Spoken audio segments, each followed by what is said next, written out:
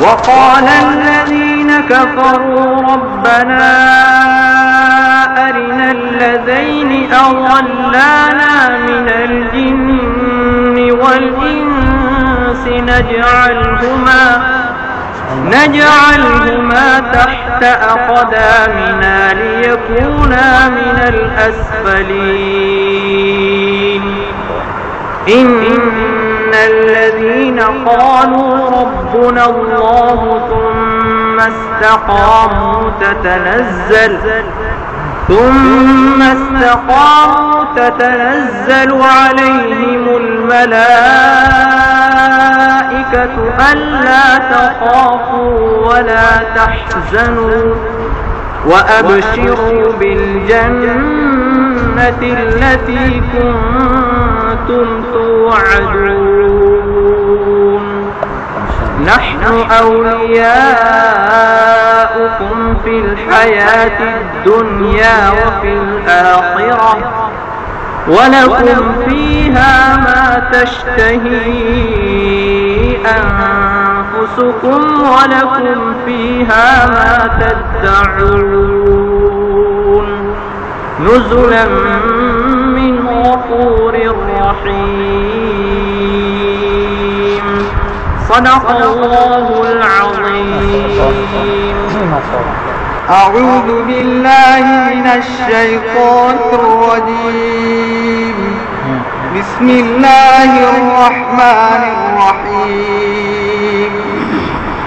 وإذ قال موسى لقومه يا قوم اذكروا نعمة الله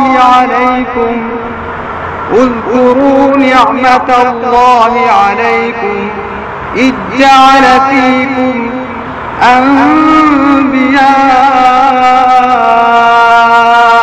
وجعلكم ملوكا وآتيكم ما لم يؤت أحدا من العالمين